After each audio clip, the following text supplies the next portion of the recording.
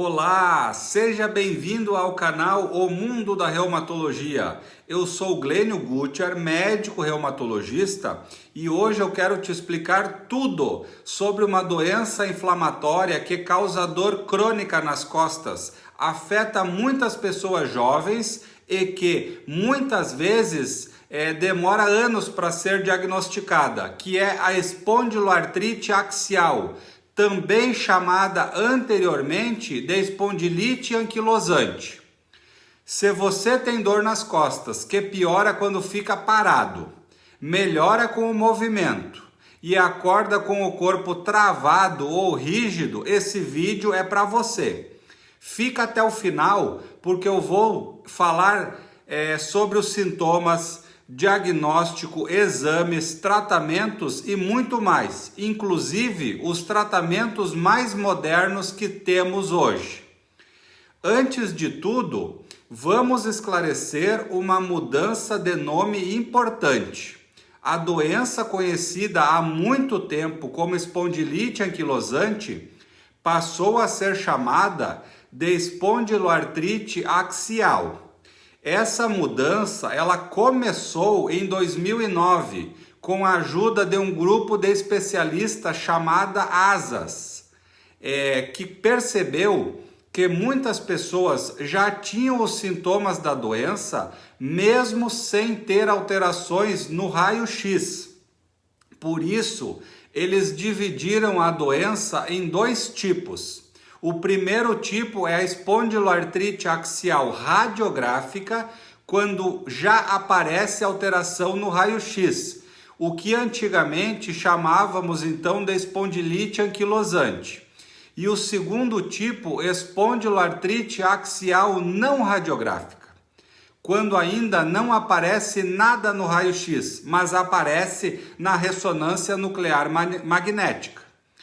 E então, em 2023, essa mudança foi reforçada e publicações científicas passaram a adotar o nome de espondiloartrite axial como nome oficial.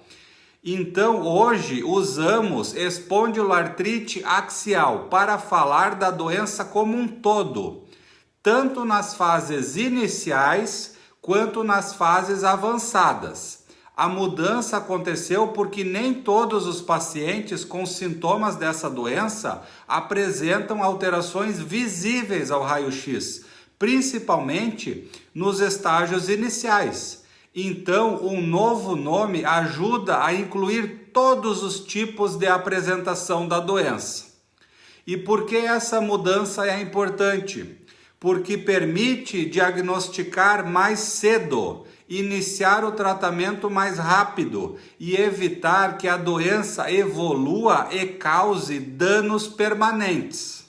Se você é novo aqui no canal, eu gostaria de te fazer um convite. Se inscreva no canal, ative as notificações para não perder nenhum vídeo futuro. Deixe um like e compartilha esse vídeo, pois isso ajuda o canal a crescer. E o YouTube distribui esse vídeo com mais pessoas que precisam saber destas informações. Agora vamos continuar. Bom, a espondiloartrite axial, ela é uma doença inflamatória crônica que afeta principalmente a coluna e a região das articulações sacroiliacas, que ficam na parte mais baixa das costas, mais profunda na altura dos glúteos. Mas ao contrário da dor nas costas comum, essa dor tem características diferentes. Por exemplo, ela começa geralmente antes dos 45 anos de idade. Ela dura por mais do que 3 meses.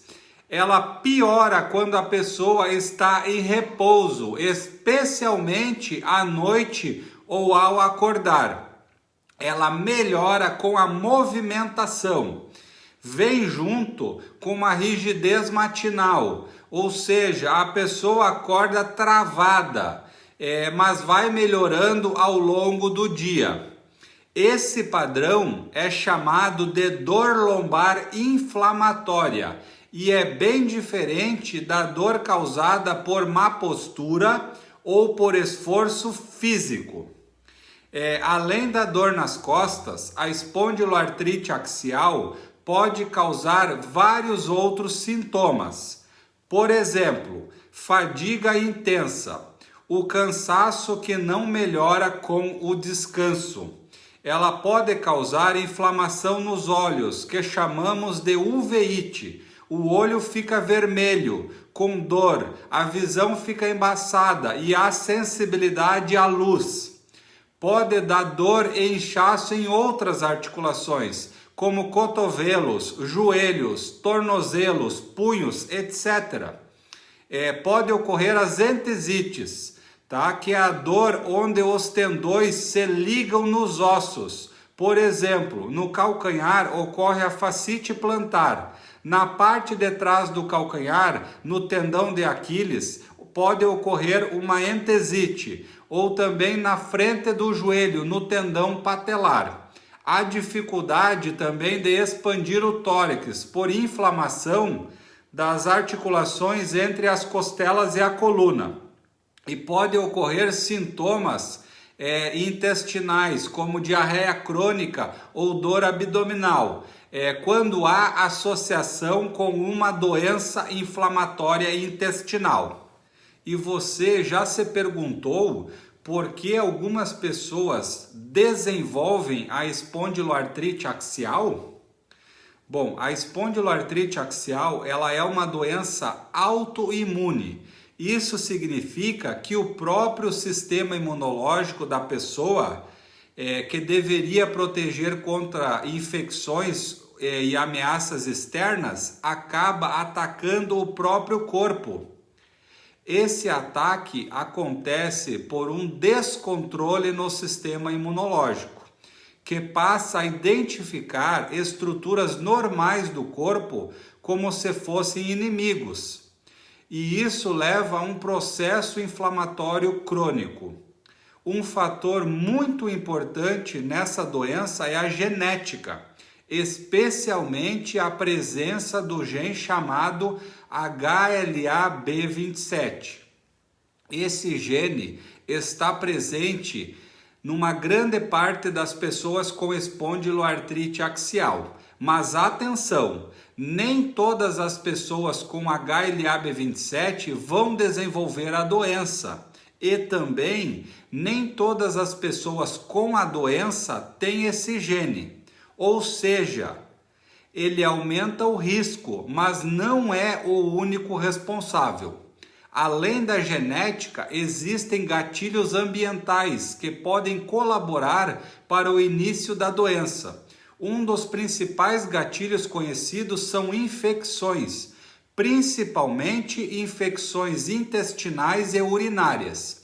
Em algumas pessoas, após uma infecção, o sistema imunológico reage de forma exagerada.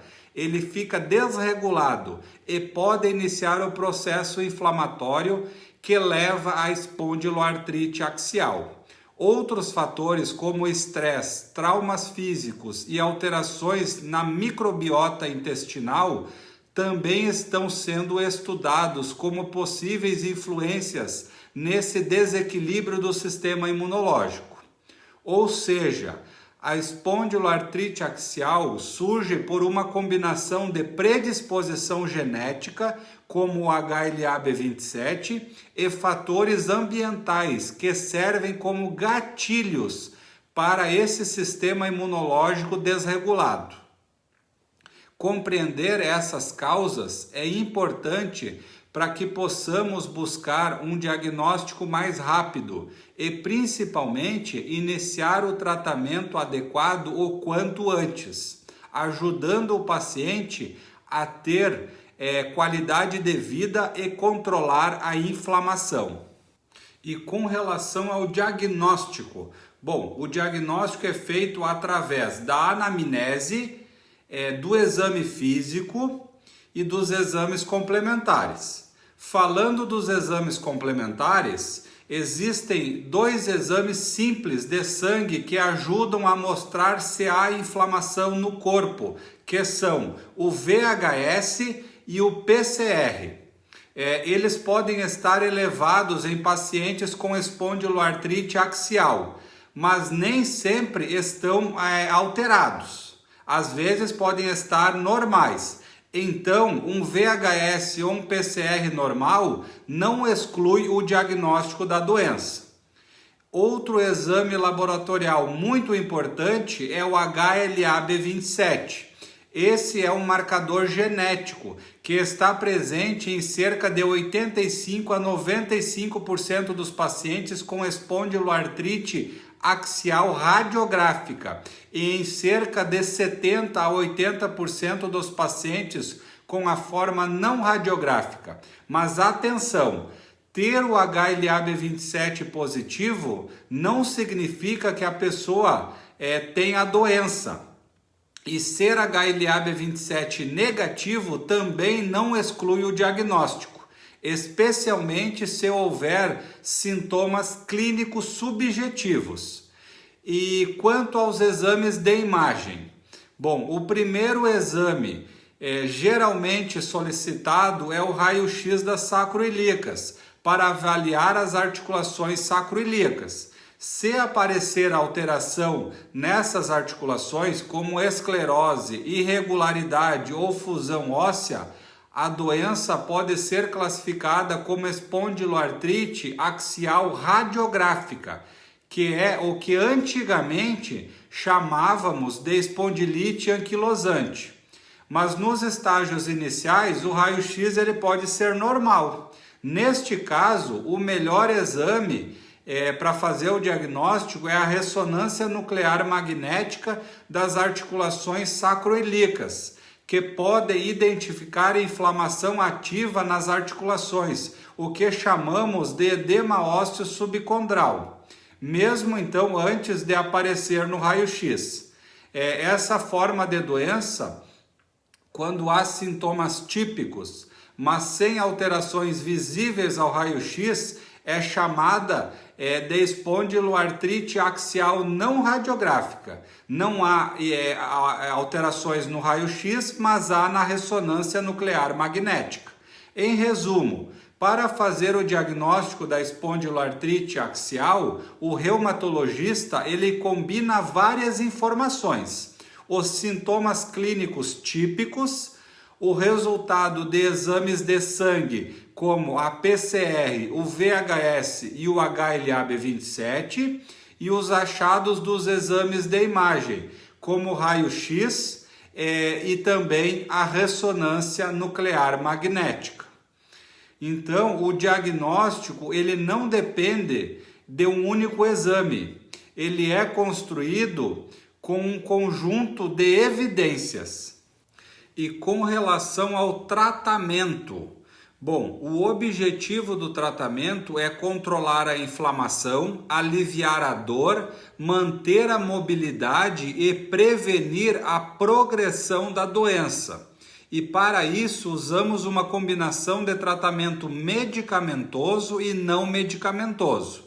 Agora eu vou falar do tratamento medicamentoso e gostaria de dizer que ele deve ser sempre feito com orientação médica.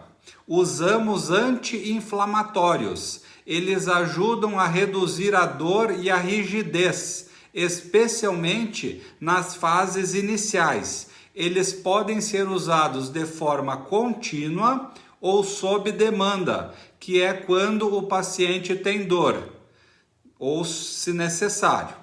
Existem também os medicamentos sintéticos modificadores da doença, que são os DMARDs, quando a doença atinge as articulações periféricas, como joelho, tornozelos, punhos, dedos, etc. Aí podemos usar medicamentos como o metotrexato e a sulfasalazina. Eles são usados, então, nas manifestações periféricas e tem pouco benefício para ajudar na inflamação axial, que é da sacroiliaca e da coluna. Esses medicamentos são usados há muito tempo no Brasil e no mundo com uma segurança bastante grande. Quando os anti-inflamatórios não fazem efeito para desinflamar as sacroiliacas e a coluna, ou quando o metotrexato e a sulfasalazina não fazem efeito para desinflamar as articulações periféricas, usamos os imunobiológicos. Em 2025, no Brasil, temos duas principais classes. A primeira classe são os anti-TNFs, e exemplos são o adalimumab, o etanercept, o golimumab, o infliximab e o certolizumab pegol. Esses medicamentos são eficazes tanto na forma axial quanto na forma periférica da doença. Também são usados em pacientes com uveíte, psoríase e doença inflamatória intestinal associada.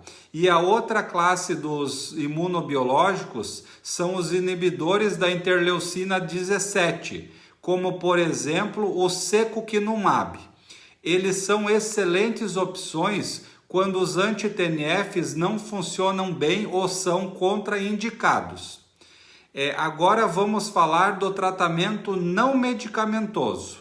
E aqui está uma parte fundamental do tratamento. O que você pode fazer no seu dia a dia para ajudar a controlar a doença. Então, faça exercícios físicos regulares. A atividade física ela é terapêutica. Caminhada, alongamentos, exercícios posturais e aeróbicos ajudam a manter a mobilidade da coluna e das articulações. O ideal é fazer pelo menos 30 minutos de atividade física de 3 a 5 vezes na semana. Faça fisioterapia especializada. Bom, o acompanhamento com um fisioterapeuta é essencial, especialmente com foco em mobilidade da coluna, reeducação postural e fortalecimento.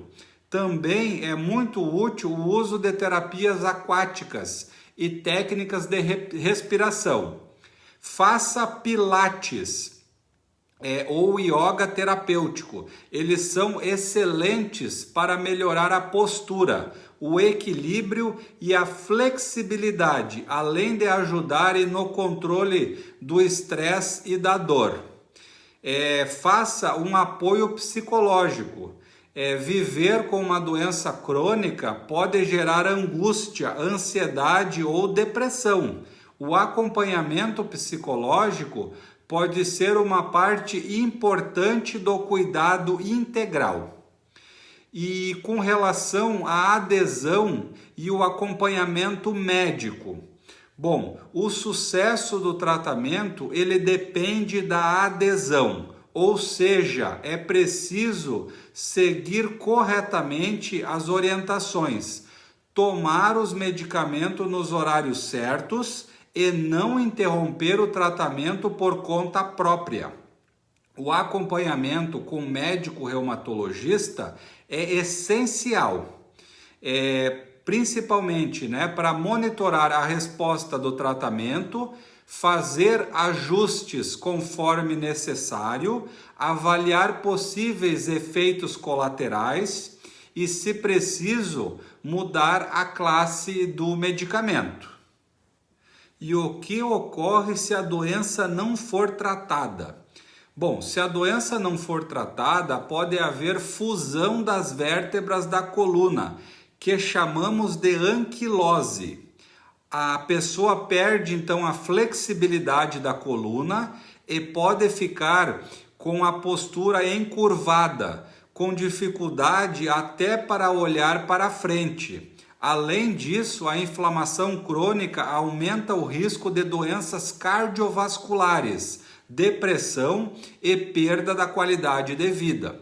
Por isso, o diagnóstico precoce e o tratamento são tão importantes.